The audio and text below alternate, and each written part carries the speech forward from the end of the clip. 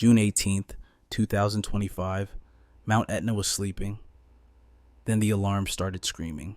One scientist watched the tremors rise alone in the dark. Magma was racing up fast. Hours later, toxic clouds and lava would choke the city. Even the best tech missed the warning signs.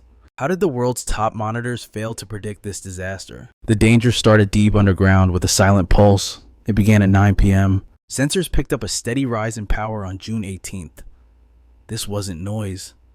It was the mountain's heartbeat. A low vibration signaled magma moving through cracked rock. Every signal spike revealed the monster waking up below. Inside the lab, the night shift scientist glued his eyes to the screen. The pressure wasn't spiking suddenly. It was creeping up, a slow, deadly buildup. Wind or rain usually hide these signals, but tonight, the threat was undeniable. Etna was waking up.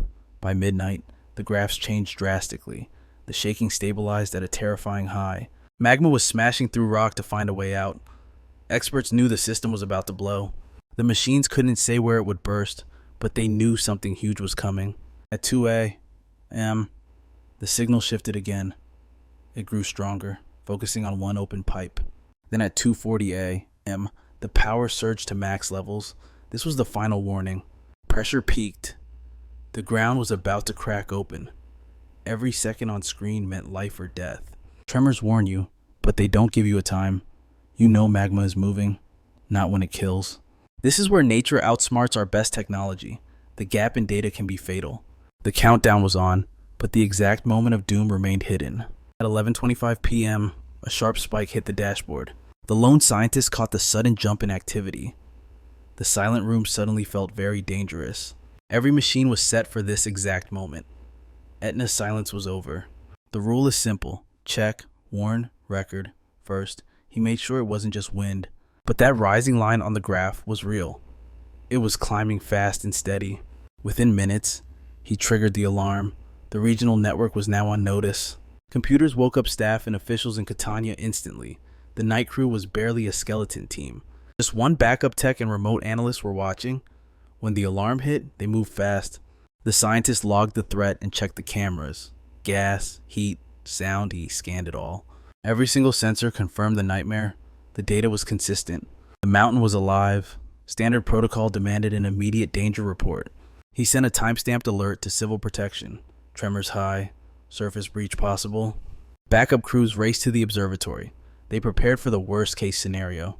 As night deepened, data poured in from everywhere. The tremor pattern was locked in. Pressure built under the southeast crater. The scientists watched the feeds. Phone ready to ring. Every silent minute brought the explosion closer. The tension was suffocating. The observatory shifted into emergency mode. Everyone was on high alert. They reviewed flight bans and evacuation plans. This was no drill. That scientist was the first line of defense for thousands. The graph just kept climbing higher. A silent siren rang in the dark.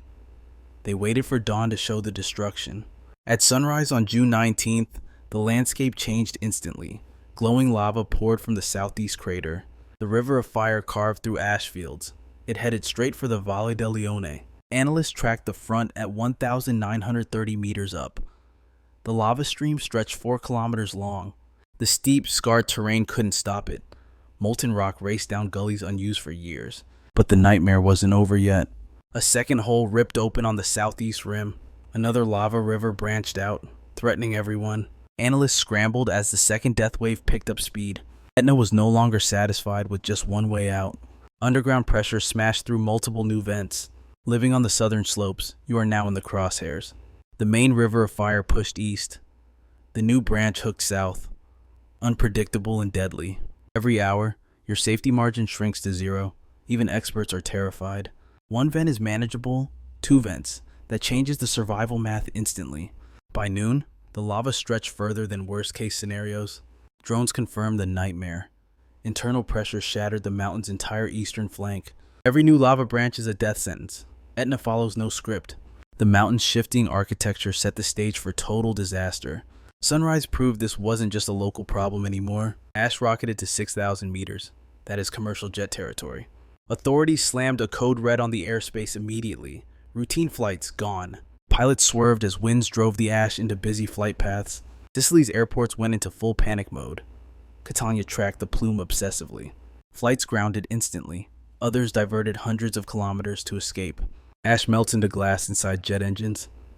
That causes catastrophic failure. This has stranded planes before, but the ground offered no safety. Sensors detected a massive surge of invisible, deadly sulfur dioxide. That toxic haze drifted north, poisoning the air. Officials scrambled to check.